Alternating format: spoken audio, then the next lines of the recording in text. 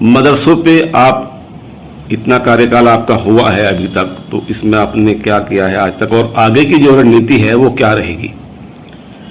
देखिए, मदरसा बोर्ड अपने जो उसके कर्तव्य है उसके लिए वो जागरूक है और हमारा पूरा बोर्ड काम कर रहा है। और हमारे जो मदरसे हैं, लगभग 416 मदरसे हमारे यहाँ पंजीकृत हैं, सब में बहुत सुचारू रूप से वो एजुकेशन को बच्चों को उपलब्ध करा रहे हैं। और हमने इस साल NCERT का जो पाठ्यक्रम हमारे बच्चों ने पढ़ा और उसे पढ़ने के बाद जो उनका परीक्षा फल है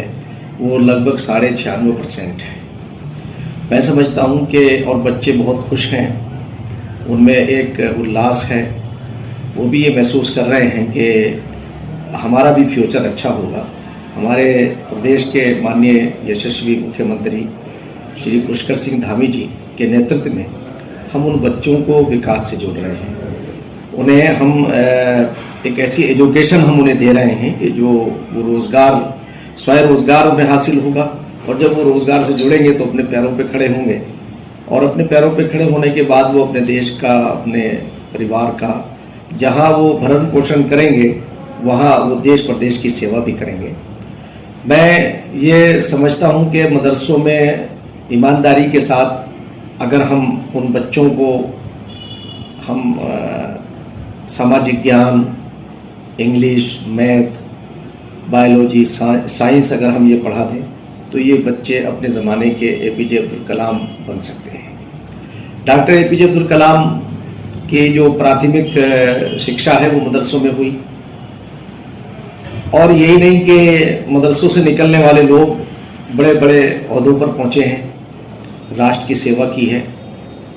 आज उन्हीं उद्देश्यों को उत्तराखंड राज्य की सरकार, माननीय मुख्यमंत्री श्री पुष्कर सिंह धामी जी,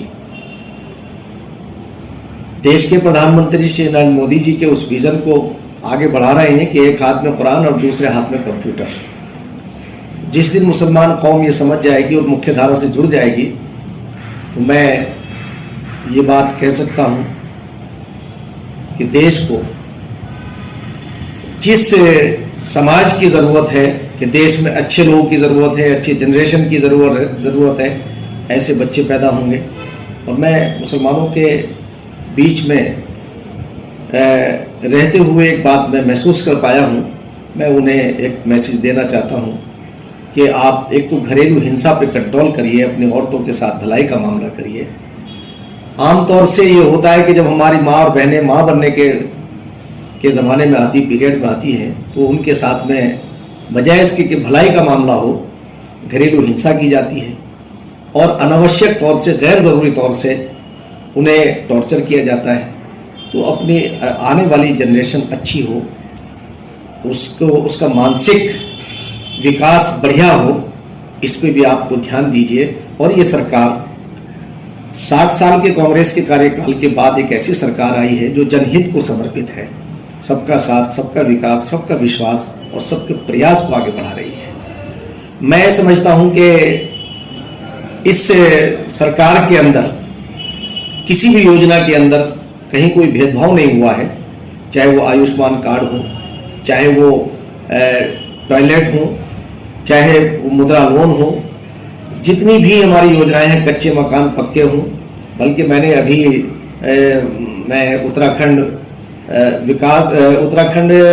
खानपुर विधानसभा का मैं प्रभारी था, जहां हमने शजरकारी की, यानी वृक्षारोपण किया। प्रधानमंत्री का जो आह्वान था, एक पेड़ माँ के नाम, तो हमने वहाँ अलग अलग नगर पंचायतों में, नगर पालिकाओं में हम गए तो हमने पूछा, वहाँ मुस्लिम पार्षदों से पूछा कि भाई यहाँ सरकार का जो कार्य है, क्या उसमें कहीं कोई भेदभाव है? तो हमें लंढौरा के अंदर एक पार्षद ने बताया कि मेरे वार्ड के अंदर 95 मकान बने, 95 में से 55 मकान मुसलमानों को दिए गए जो पात्र थे। ऐसे ही आयुष्मान कार्ड के बारे में बताया, ऐसे ही टॉयलेट के बारे में बताया। तो जो सरकार बगैर भेदभाव के किसी योजना में भी कहीं कोई भेदभाव नहीं कर रही है, कोई अंतर नहीं कर रही है, तो उस सरकार को अच्छा ना कहें तो और क्या कहेंगे। एक सरकार थी जो दंगा कराती थी, कोई शहर बचा हुआ नहीं है जिसमें कांग्रेस के कार्यकाल के अंदर दंगे ना हुए हों। चाहे मुसलमानों की प्रॉपर्टी को ले लीजिए, आज प्रधानमंत्री जी कहते हैं कि वक्फ बोर्ड के अंदर क्यों ना रिफॉर्म होना चाहिए, इसलिए कि वक्फ बोर्डों के जितने चेयरमैन बने, बोर्ड बने, वो तो अमीर हो गए और वो कौम, वो कम्युनिटी जिसके पास रेलवे के बाद सबसे बड़ी प्रॉपर्टी हो, 9.5 लाख प्रॉपर्टी वाली एक कम्युनिटी बेहाल हो, गरीब हो, मजदूर हो। तो अगर उसके अंदर रिफॉर्म आएगा तो मैं समझता हूं कि ये औकाफ का जो सही इस्तेमाल है वो होगा। और मुझे पूरी आशा है कि माननीय प्रधानमंत्री श्री नरेंद्र मोदी जी एक पारदर्शी, ईमानदार आदमी है, और इसलिए कि वो गरीबी की रेखा से नीचे से निकल करके आए हैं, उन्हें मालूम है कि गरीबी क्या चीज़ है। तो इसलिए मैं आज ये बात कहना चाहूँगा कि मदरसा बोर्ड के अंतर्गत जो मदरसे आते हैं, मैं उनसे ये कहना भी चाह रहा हूँ, आग्रह भी करना चाह रहा हूँ उनसे कि वो कहीं भी कोई भी अनियमितता हम बर्दाश्त नहीं करेंगे। हमें कुछ शिकायतें मिली हैं, हम बहुत जल्दी कुछ ऐसे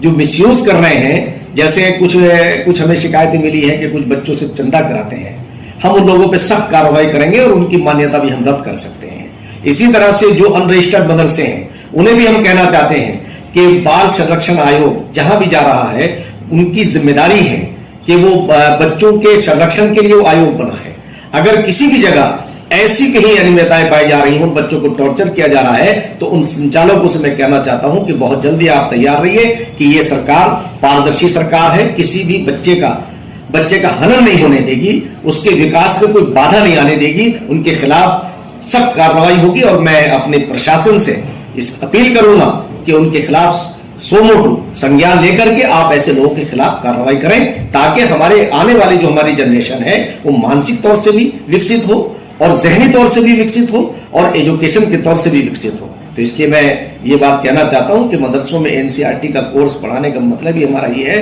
ताकि वो बच्चे अपने पैरों पे खड़े हों, और पैरों पे खड़े होने के बाद वो